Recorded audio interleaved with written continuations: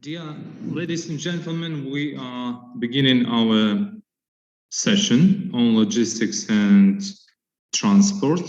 I would like to invite moderator Courtney Thinger from Investment Monitor to come online. Courtney, are you here? I'm here, yes. So I would like to kindly pass the floor to you to open the session up. Thank you.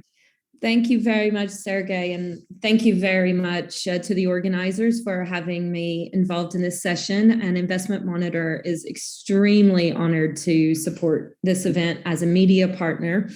Our remit is to advise our corporate and international investor readership on investment opportunities globally. So I think it's very important, especially at this moment in time, to make sure that such an audience is aware of the vast opportunities in Ukraine. And I've been a long time observer of FDI in Ukraine and have worked there for a very long time. So the potential of Ukraine has always been massive, not always reached, but a lot happening, a lot of FDI still having flowed into the country prior to the war. And I feel very strongly that international investors have perhaps an imperative, even a moral imperative, to assist in the rebuilding and the reconstruction of Ukraine. And a great way to support the country is to engage in a business capacity. But beyond that, what they ultimately care about is return on investment and the actual business opportunities. And there are a lot of them in Ukraine.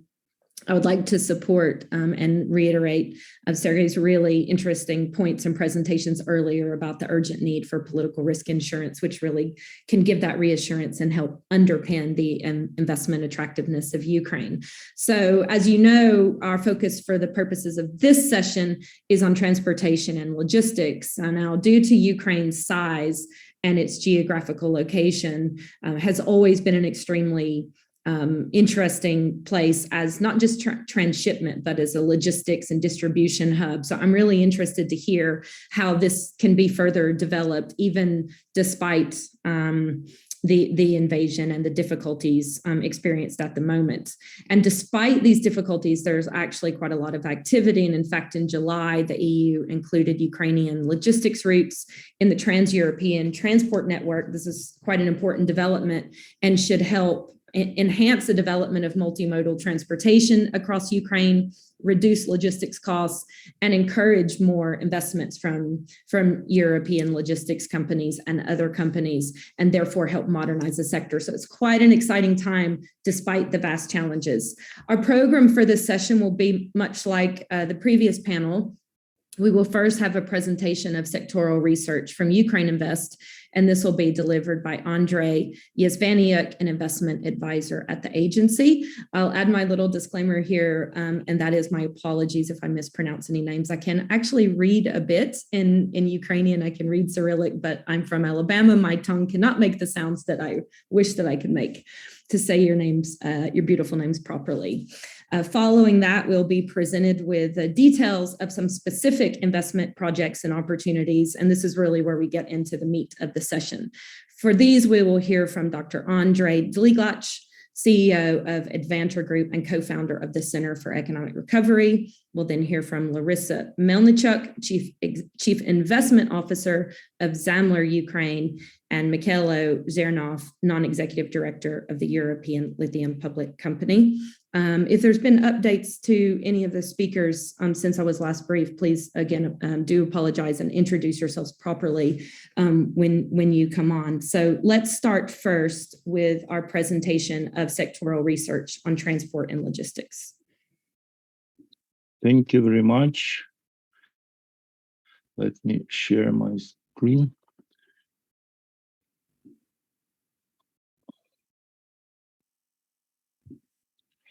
Well, my presentation provides a brief analysis of pre-war situation in Ukraine transportation and logistics sectors and the current damage, challenges, and priorities for recovery and development. Cargo transportation before and after the war remains the key sector supporting the functioning of the Ukrainian economy. Ukraine has an extensive transport nodes connection with access to all types of transportation. The major transport types for cargo transportation inside the country are the roads in terms of volumes and railroads in terms of tons kilometers performed. 70% of the total exports was transported by the seaports infrastructure, which is not possible today since Russian aggression against Ukraine on February 24th this year. The largest share of pre-war internal transportation belonged to the roads. Kyiv and Dnipro were the main logistic centers, and over 30 million tons was transported annually via these two cities. Foodstuff and ores are the main two products transferred throughout the country. Foodstuff and furniture are the largest categories of export by volume, while the highest share of export is in textile and furniture categories. In 2021, main logistic hubs were located in Dnipro and Kyiv. Nowadays, due to restructuring of export routes from sea to the on-land transportation, there is a huge and increasing demand in logistics and warehousing facilities at western border of Ukraine. Additionally, more and more businesses are relocating from eastern and southern regions of Ukraine to the western regions. Since the beginning of full-scale Russian invasion on February 24th, the estimated worth of destroyed transportation infrastructure is more than $35 billion.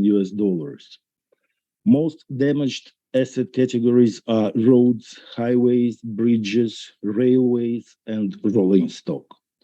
Most damaged regions are Donetsk, Lugansk, Zaporizhia, Kherson, Kharkiv. The most financial losses are caused by blockade of the Black Sea, aviation industry shutdown, free of charge railway transportation for social needs and rescue operations. As a result, Ukraine is facing the serious challenges in warehousing, lack of supply and high share of destroyed facilities in the regions with highest demand, suspended new projects in 2022-2023, change of regional demand and needs. In logistics, a lack of transport supply, both for drivers and vehicle supply, disrupted infrastructure and access to areas, fuel scarcity and pricing, lack of market capacity. The biggest challenge in wartime is to ensure the effective operation of internal and international roads, railway, other transportation network, and logistics infrastructure. For stable operation and development of supply chains, Ukraine shall continue to develop, rebuild, and expand the system of logistics hubs.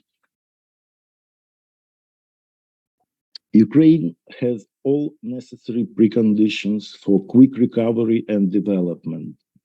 We have international road, railway, and water connectivity, diverse infrastructure objects, geographical proximity, developed regional hubs with high capacity, price competitiveness, growing retail and e-commerce.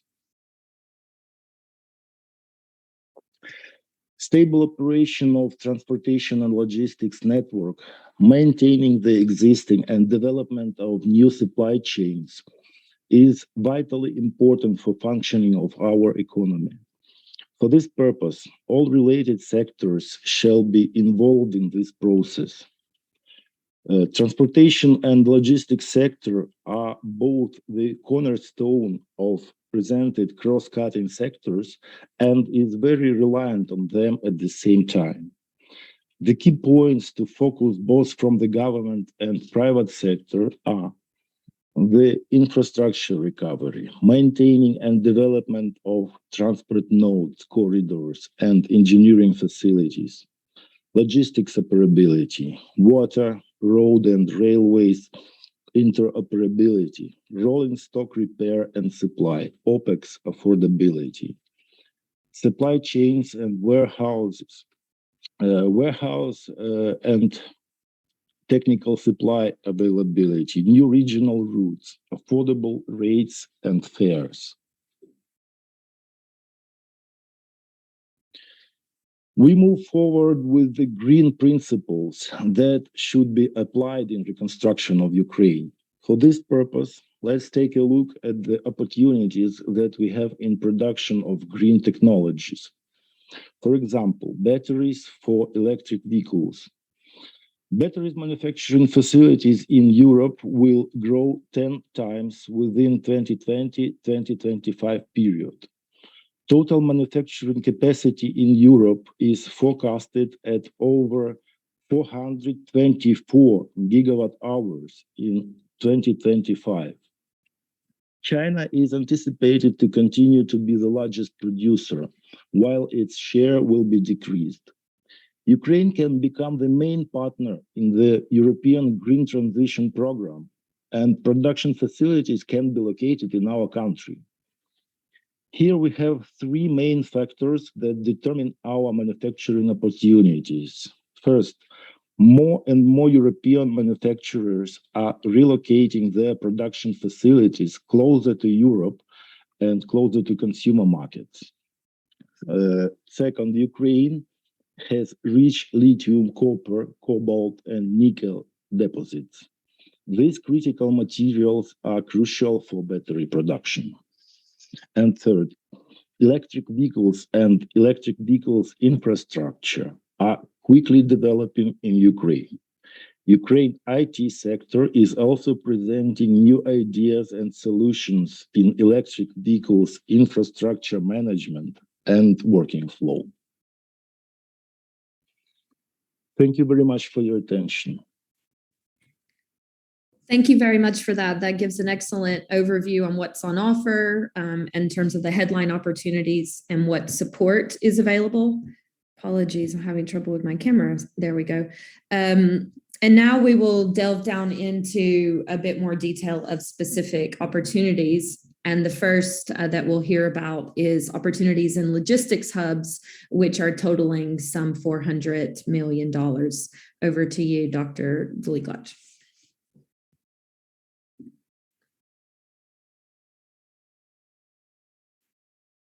Thank you very much for your introduction and to Andrii for analytics. I can say that, in fact, Ukraine has the very big opportunities in logistics, where we are working for elaborating the national economic strategy. We found out that expanding Ukrainian logistics outside of Ukraine, export and integration, economic integration, is the most influential activity which can grow Ukrainian GDP by 50% in 10 years. This means that outside logistics projects and inside of Ukraine logistics projects are very important and are very perspectives. It is why we started to think about such projects many years ago. Now I'm representing the biggest retail operator in Ukraine, two companies which are known by their brand Yeva, the leader of drugstores market in Ukraine, and Varos, one of the leading supermarket chains in Ukraine. Our analysis shown that there are four regions which are most growing regions in logistics, retail, and e-com terms of view. Besides these regions are also well known by their industrial parks, and the needs in new warehouses, modern warehouses, and these four regions are the outstanding.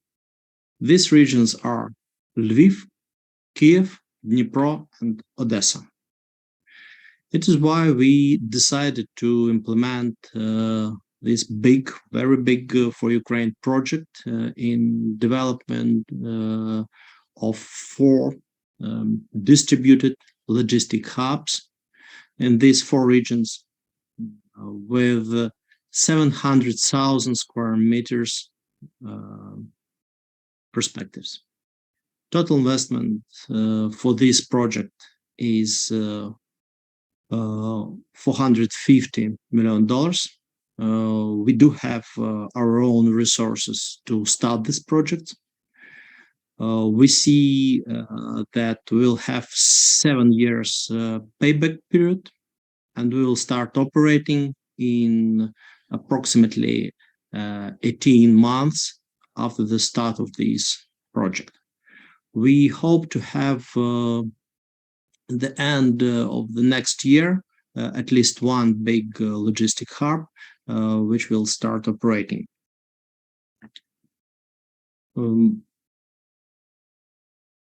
We see that the main corridors, logistic corridors in Ukraine will grow, and for sure after the Ukraine defeat Russia, before our win, we'll have growing logistics in Odessa region and Lviv region.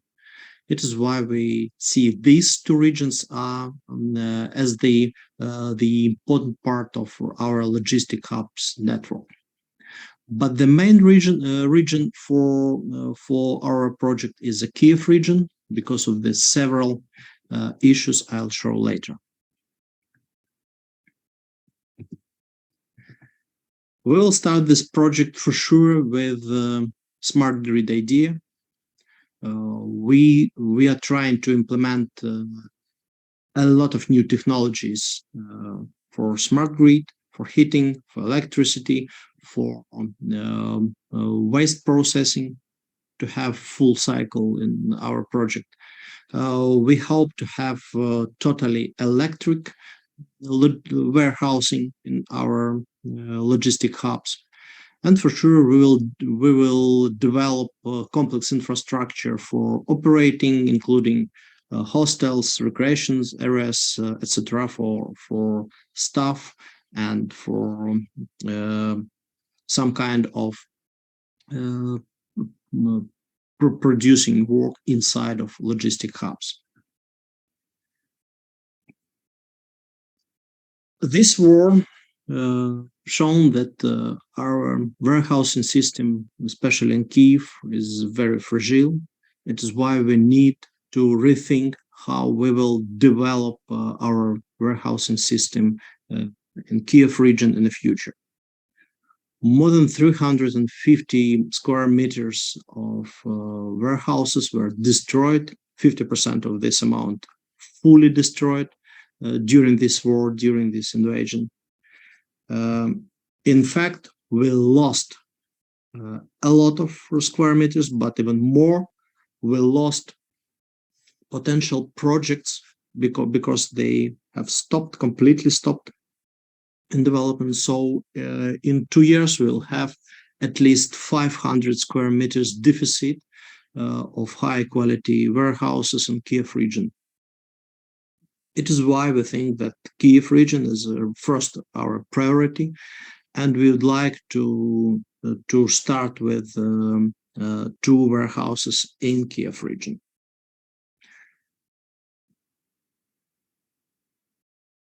Wholesales in Ukraine and retail and e-com dramatically grow.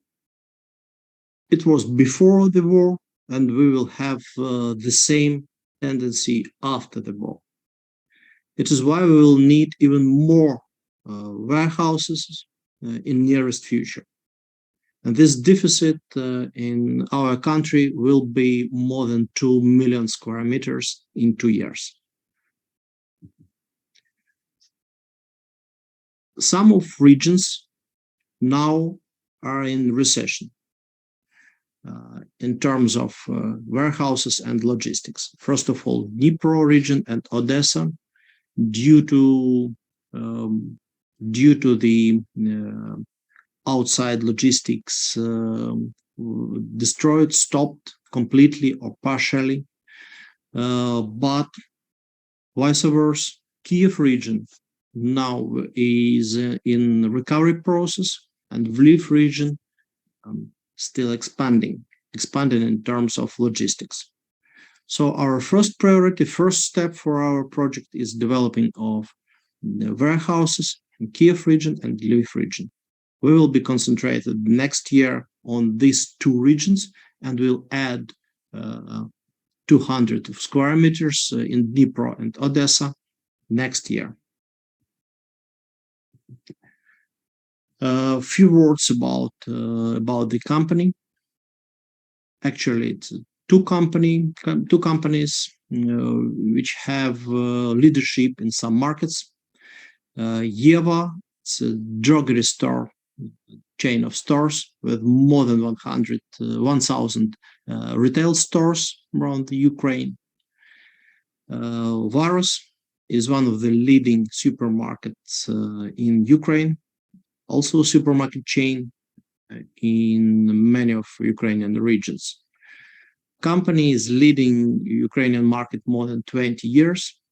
Now also leading e-com, and also company has their own retail real estate facilities, construction facilities, and other sphere of businesses which are very close to warehouses system. Leader of the company in this project is Ruslan Shostak, founder and co-owner of Yeva and Varus retail stores. Thank you very much for your attention, for your interest to investing in Ukraine, and I hope you will be interested in this project. Thank you. Thank you very much for that. Quite sizable opportunities there. And now we will hear about an A-class logistics complex with a value of around $34 million. So I would like to hand over to Ms. Melnychuk for that. Дуже дякую, колеги. Рада вітати всіх присутніх сьогодні на заході. Thank you so much, dear colleagues. I am happy to welcome all of you here at this event. Thank you, Andrii, for this tour into the current situation, which is related to logistics and warehouses. I was also preparing a short overview, but thanks to Andrii, I will tell you more about the project itself and about the initiators behind the project. Thank you so much for the opportunity and to present our project, ZAMMLER Ukraine. I will share my presentation in a moment.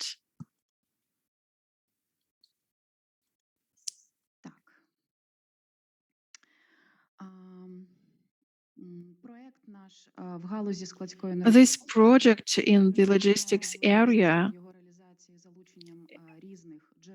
provides for including different tools of investment. The initiator of the project is the ZAMMLER investment group, ZAMMLER Ukraine, which is presented all over the world.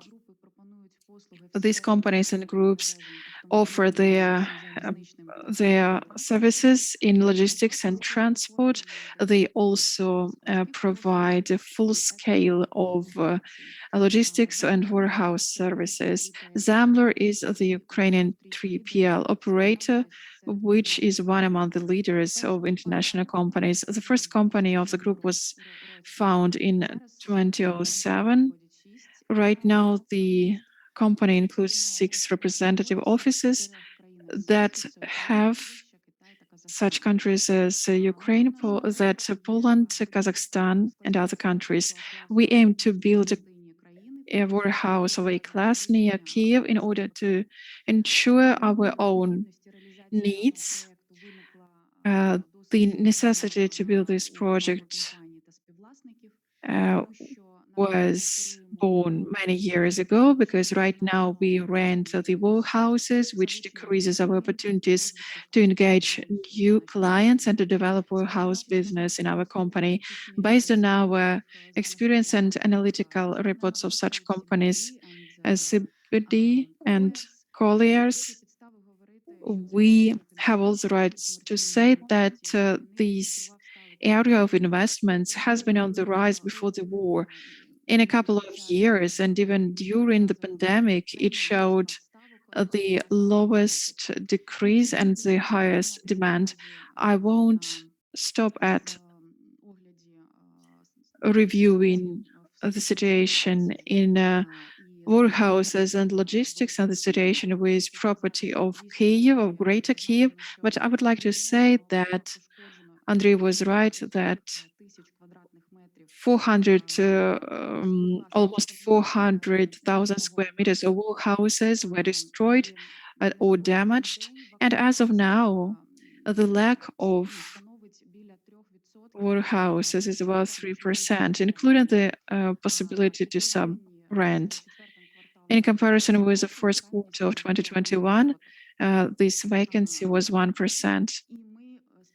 We hope, we expect that by the end of the war, the situation will stabilize and we will get back to sustainable development of this area, and it will be in the focus, because right now 1/5 of high quality warehouses has been damaged, and the demand in warehouses will be on the rise after the end of the war. And now let me tell you more about the numbers of the project. Details which are related to the project are based on development of the financial model of the project, and we have decided to let those numbers stay at the level that we had before the war, though it's quite difficult to calculate the numbers as of now because of the high currency exchange, inflation, increase of numbers. However, we decided to stick to these results which we had before the war. So as you see the numbers, you can see them on the screen. The volume of investments is about $33 million of an investment as a project, land plot, project equipment, capital equals to almost 20%, 6.8 million.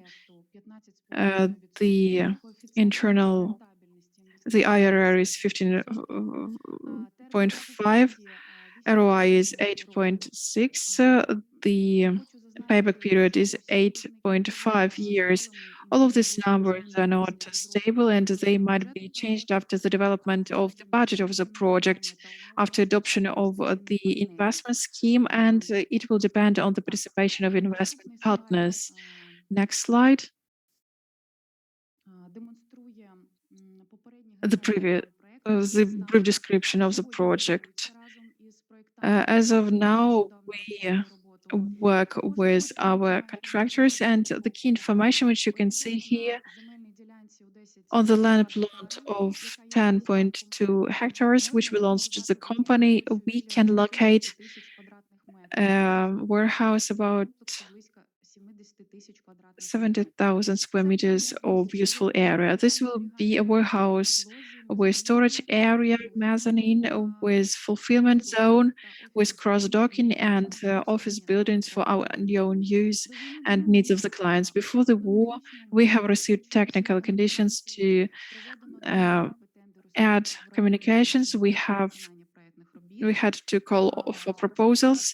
We have started development of the audit procedure according to international standards initiated by ZAMMLER group. We have started preparing to evaluate the cost of the land and other assets, which will be the share of the company. We have also had a call for proposals, and we have identified the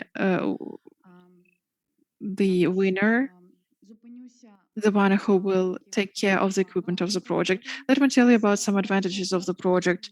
This is it is highly accessible. It will be along the highway from Kyiv to Chernihiv, and access to railroad infrastructure and road traffic. It will have positive impact on the entire area.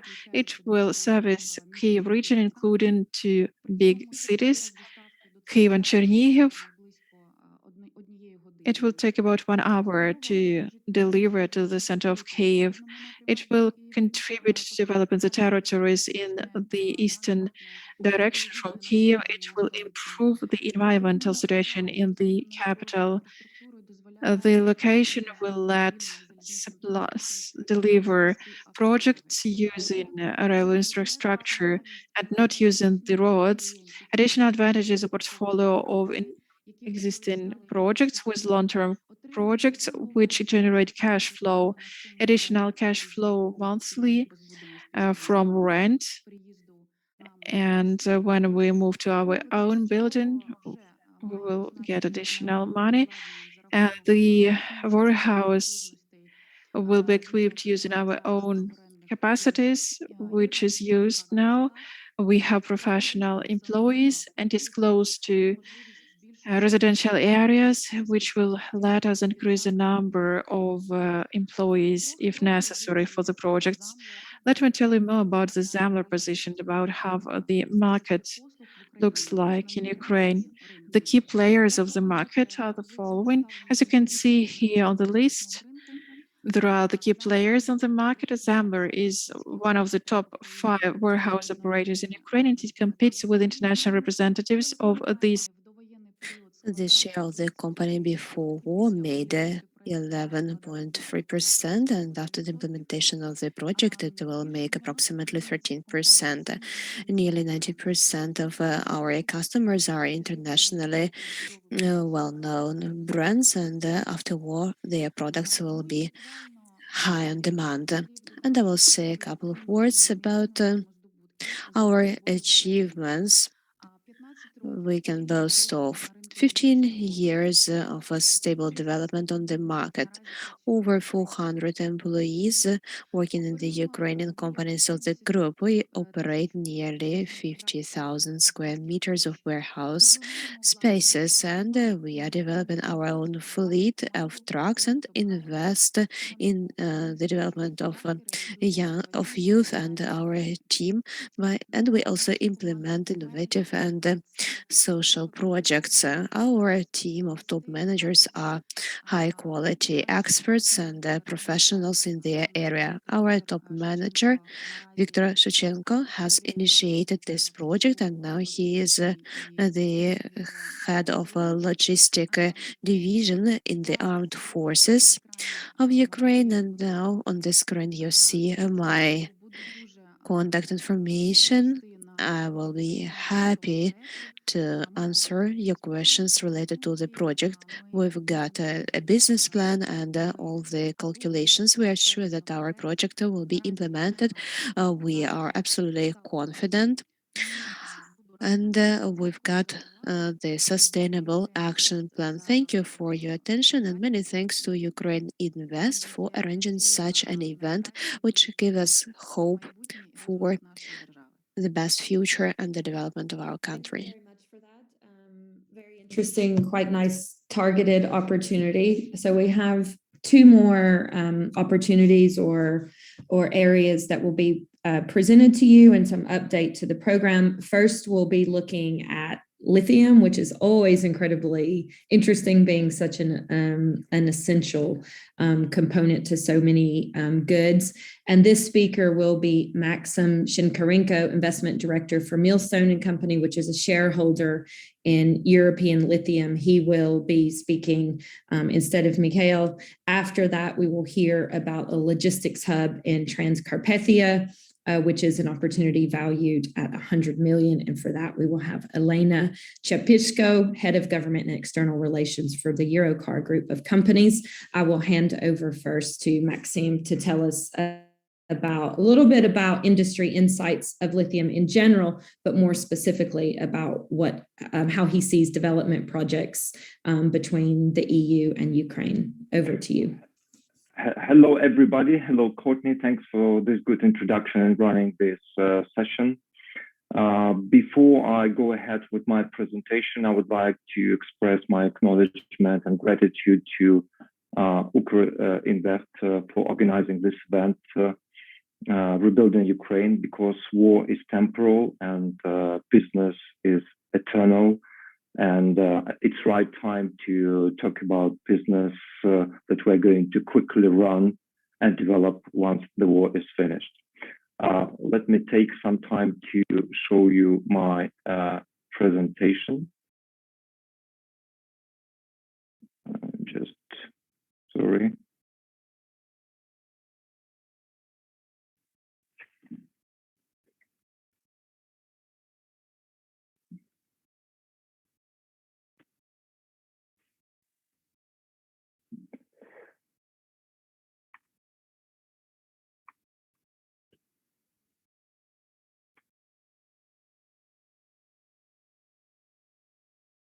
I hope you can see my presentation on the screen. So, as Courtney introduced myself, I represent Melnychuk Investment Company, and we are one of the largest shareholders in European Lithium. European Lithium is a publicly traded Australian company in Australia, and it runs two projects in lithium, one in the European Union in Austria, another one in Ukraine. And I'm going to briefly introduce you to those projects and give some market insights and some trends related to the lithium sector. And also at the end, I would like to summarize some strengths and weaknesses and opportunities to unlock Ukrainian lithium potential. So,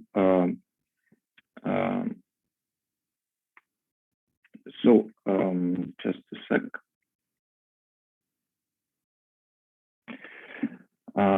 European Lithium runs a project in Wolfsberg that is located in Austria.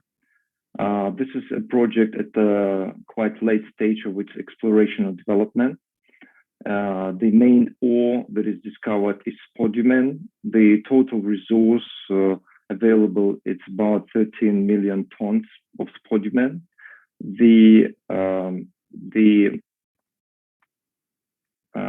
The content of lithium hydroxide is about 100%. It is expected that the project will give about 11,000 tons of lithium hydroxide. This is the finished commodity produced out of lithium ore per year, and the lifetime of mine is expected at about 20 years. According to a pre-feasibility study that it has been conducted by international advisors, the project will require about $500 million of investment that mainly will be allocated for the mine development, for the construction of concentrator and hydrometallurgical plant. We expect about 650 million of profit out of this project, and internal return rate at the level of about 26%. In the last quarter of the current year, the project should come with the definite feasibility study. This is a bankable study that is ready to attract investment. After this quick phase, it will take about 2 years to develop the mine as it's already there, to construct a concentrator and hydrometallurgical plant. And one more thing to mention, in the current year, European Lithium signed memorandum of understanding with one of the largest car producers in the world, BMW, for 100% offtake of the entire lithium products from the Wolfsberg project. So what in Ukraine? Last year, 2021, European Lithium signed an agreement to acquire Ukrainian lithium deposits Dobra in Kirovograd region and Shevchenkivska in Donetsk region, subject to obtainment and finalization of special permits for extraction and production of lithium. This process, of course, is complicated by the current warfare. As you know, Donetsk region and Shevchenkivska deposit is more affected. It's in the hot conflict zone. Dobra is in the middle of Ukraine. So that's the current status of these deposits. In terms of the expected resources, Dobra exploration target may range from 80 to 100 million tons of lithium, with lithium oxide content about 1% and up to 1.4%. Shevchenkivska is less, from 11 to 14 million tons in lithium, with more or less similar lithium oxide content. And we expect that there may be some synergy between the Austrian project and Ukrainian project, because the basic raw material ore is spodumene. And so we expect, as in Austria, the project is many years ahead and it's about to start construction. And Ukraine will take many years to evaluate the resources according to international standards, to confirm its resources, and to start mining. So we expect that at initial stage, Ukraine can produce semi-products, spodumene concentrate, that can be delivered to the beneficiation plant, hydrometallurgical plant in Austria, for further production of final commodity. So it will enable Ukraine a quicker start rather than constructing hydrometallurgical plant itself in Ukraine. So on this slide, you can see an ordinary roadmap for a lithium project development. It may take only 10 years for exploration phase, and that's the most difficult and time-consuming phase, during which you need to evaluate the resources to prove that lithium is there according to international standards by internationally recognized engineering companies, then to run a pre-feasibility study that will define economic efficiency, how much income you can generate, how much capex and opex will be required in the project. And finally, a definite feasibility study will prove and make those figures accurate. And the construction phase usually takes 2 to 3 years, and that's the final phase. So Ukraine is now at the very first level, gathering preliminary information and finalizing permits for the extraction of lithium. So a lengthy and risky road to follow. And we expect that Ukrainian project in investment will require the same amount of money comparable to the one in Austria, about $500 million, but it should be confirmed during definite feasibility study. Now I would like to get some market insights. What drives the demand for lithium nowadays? And as you can see from the slide, that lithium is everywhere in our everyday life, in your smartphone, in small amounts, and in our electric vehicle cars like Tesla, for instance, in larger amounts in battery packs. And EV market, electric vehicle market, has been the larger driver for lithium demand for the last years. Analysts and research agencies forecast that by 2040, the electric vehicle cars will conquer the larger amount of the entire production of cars in the world. So from 60 to 80% in 2040, cars in the world will use electric engine and will require lithium, you can imagine. So it creates a huge demand for lithium. Europe is the second largest market for electric vehicles in the world after China. To make sure that it may produce 30 million electric vehicle cars by 2030, it will require about 250,000 tons of lithium carbonate equivalent, that is lithium. And at the moment, there is no yet any internal European production of lithium so far. And Europe is concerned of its dependency and total import of raw materials like lithium from abroad. And a lot of initiatives is there to make sure that local European Union explorations are supported in order to have this critical raw material produced internally in the European Union, because we now can see that some natural resources can be used as weapon nowadays, and Europe cannot afford the same situation and this new white oil anymore.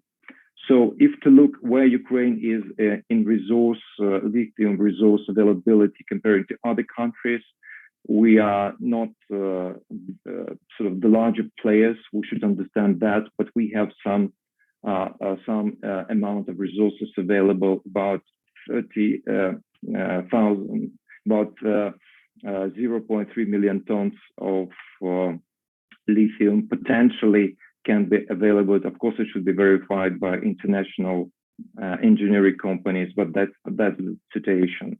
But as you can see from the next slide, although some countries like Bolivia, for instance, have huge potential, huge lithium resource, they do not utilize it. And major producers of lithium, explorers of lithium, miners of lithium are Australia and Chile in the world. And finally, to summarize, what are the strong, weak points of Ukrainian lithium potential? I would like to stress that lithium is here in Ukraine, and it may be up to 10% of the entire resources in Europe. That is quite significant. It is spodumene ore available, but it's quite known, old known rock, and technology to extract lithium from this rock is really known. That's on the strong side. On weak side, I will not, draw your attention to investment climate that should be improved, but I would like to stress that there are competitors and other projects, and Ukraine should be quick in order to utilize this opportunity. And on the geology side, all the lithium available, it's underground on quite strong depth, about 400 meters. So open pit exploration is not possible. So it will create additional load on capex. In terms of opportunities, I mentioned Europe as the second largest EV market is there next to us. We should utilize this opportunity. About 3 battery and cathode production plants are being constructed at the moment in Poland. That will create demand for lithium, and there is no local supply. So Ukraine is the nearest bordering country to Poland. We should utilize this opportunity. And threats, you can see them on my slide. We should be quick. Other competitive projects are being developed, and investors will come to those who will provide more profit, less risk, and quicker start. And technology is not cast in stone. New technologies come. And as far as I'm aware, there is already technology to replace lithium with graphene that is being developed in labs and tested. And it will provide some new, less inflammable characteristics and better battery charge for batteries using that new technology. So we may have about 10 to 20 years that will take to bring that new technology commercial to the market. So that's it from my side. That's myself. I again work for an investment company, Milston & Co. We provide classic investment, capital raising, merger and acquisition, asset management advice. We have expertise in minerals and mining. And if you are interested in investing in lithium in Europe, in Austria, in Ukraine, we are open for discussion. Thanks a lot, Courtney. I would like to hand over to you. Thanks very much. Very interesting indeed. And given the enormous demand for lithium and the explosion in gigafactories for electric vehicles, which is going to continue to take off over a number of years, to the extent that Ukraine can embed itself in this supply chain, we should jump into this opportunity. I totally agree with you. Absolutely, supremely beneficial. Now we're getting a little close to time, so if we have Ms. Chebzhinko, apologies about the name, to tell us about the Transcarpathia Logistics Hub.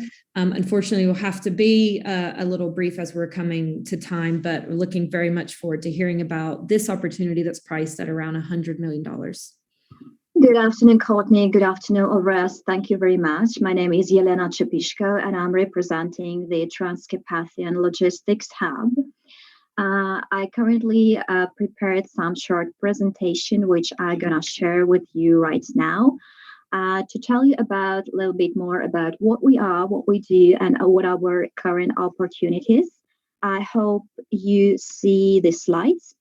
Let me know if it's not on the screen. So, as you see, we are located on the very western part of Ukraine, right on the border at Transcarpathian region.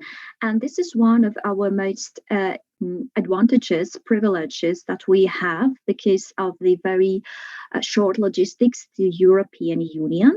We currently had launched the pilot project since May 2022 on the 5.1 hectares of logistics site, and it's mainly about shipment and transshipment of goods from Ukraine to European Union and onwards. And we're currently considering the additional land plot of 41 hectares to enlarge our project to more capacity and to invest in it more to arrange a special logistics hub in Transcarpathia. We believe it can be realized very fast, within 1.5 years in terms of implementation period, so to say start of operation time. And here you can see the major parameters of our potential investment of the project.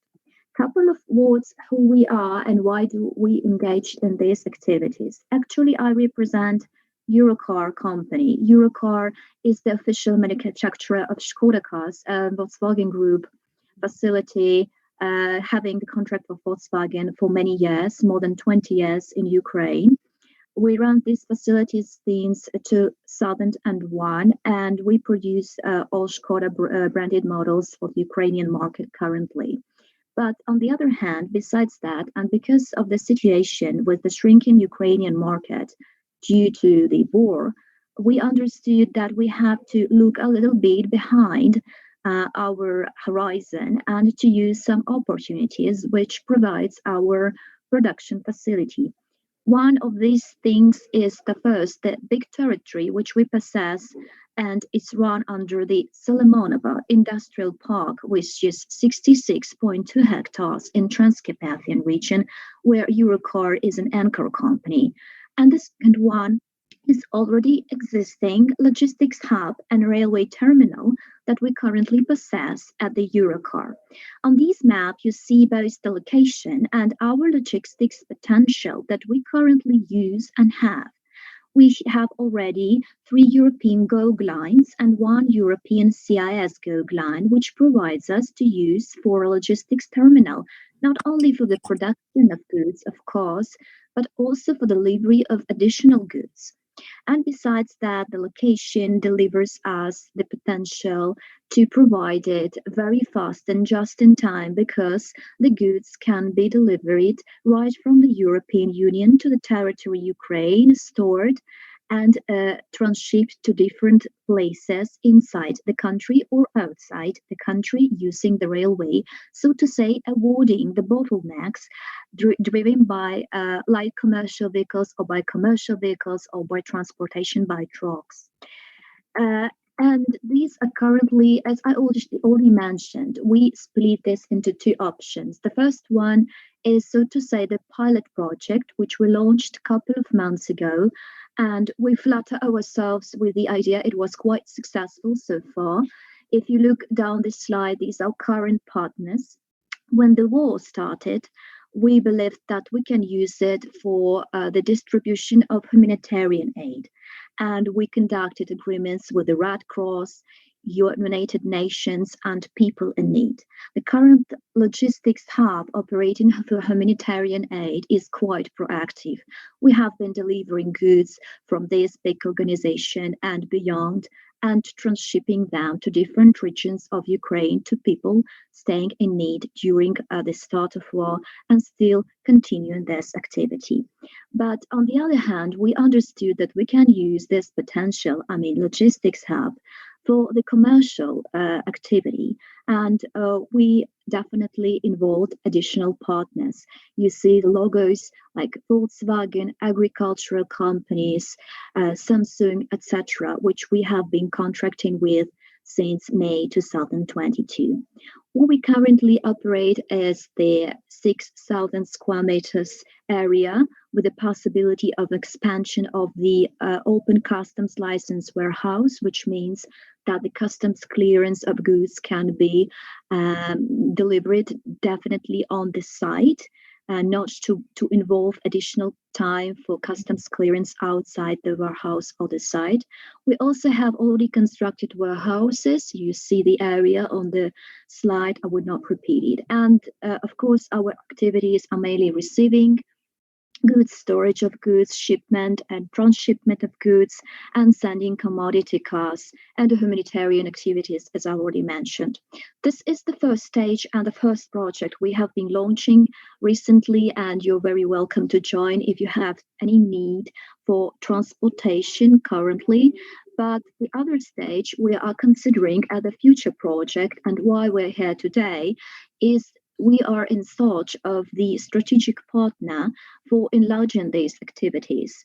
These can lead, but not limited to, kind of multimodal transportation on roll-up platforms, additional construction of railway infrastructure, container transfers with the multifunctional container transfer systems.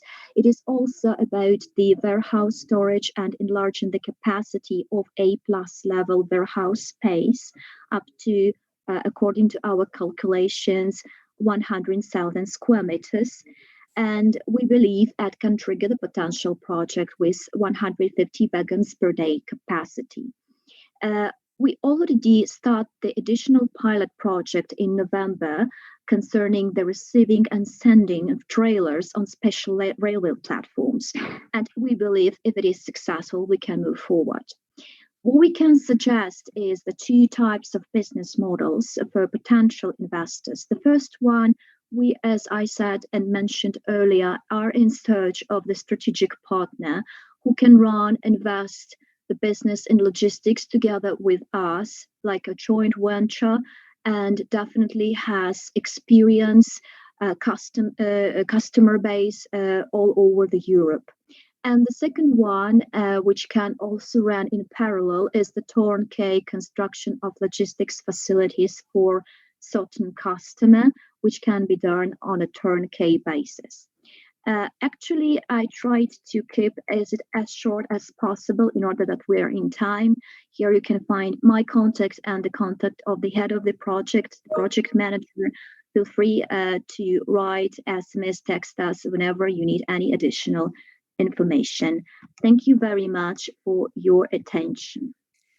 Thank you very much. I know it's not easy to summarize such projects in such a limited amount of time, but you did very well. It's an excellent case study of actually the existing project and your company's activities there with a lot of scope for future development. So I'm quite sure that's going to be of interest.